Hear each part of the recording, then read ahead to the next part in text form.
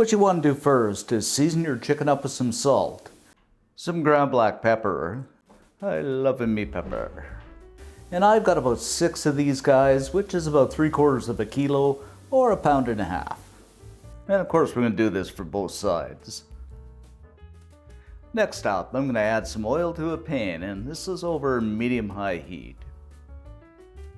Place the chicken in, skin side down, and we're going to fry this on each side for about 5 minutes.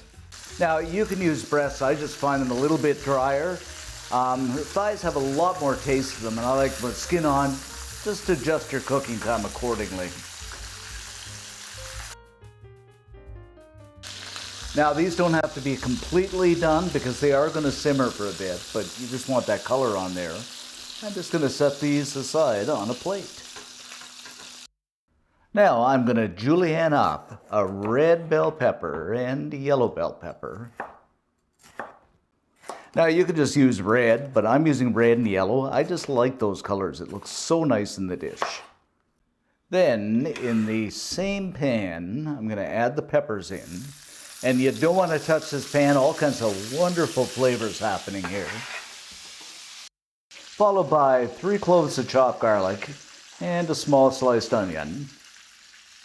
And I'm just going to stir and fry this for about 3 minutes or so, just until those peppers, kind of become fork tender. Oh, look at those colors. Aren't they beautiful, guys? Wow. Okay, it is time to add in a jar of diced tomatoes. Now this is the Italian urban garlic, but you can add the diced tomatoes of your choice. Followed by a teaspoon of thyme. What time is it? Stupid joke. A good teaspoon of Italian seasoning. It is Roman, so it has to be Italian. Add a little bit more in. About a teaspoon of fresh oregano, and I'm just using fresh because I had it on hand. But if you don't have it, you can use dried. And of course, add the seasoning of your choice.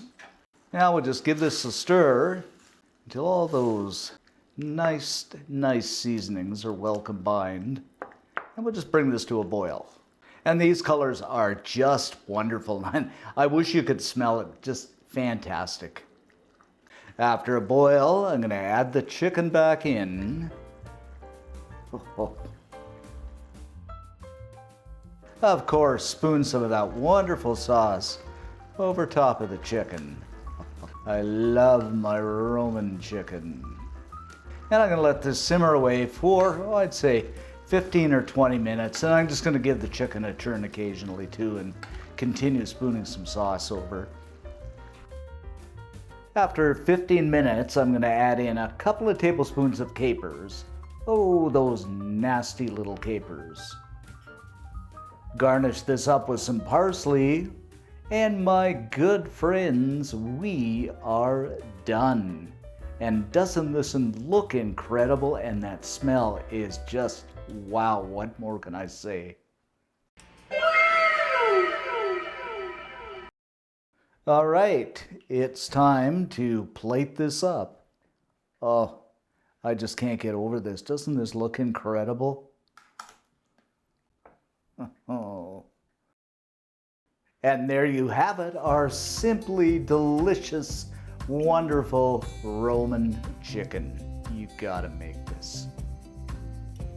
Okay, let's dig in and give this a try. Let's make sure we get a little bit of everything on here. And just look at this, guys. Wow. I mean, fit for a Roman. What more can I say? Oh, this is going to be so good. I can hardly wait to eat it. Just have to show it to you first. And it's that time. Cheers to Roman chicken. Okay, let's see how this tastes.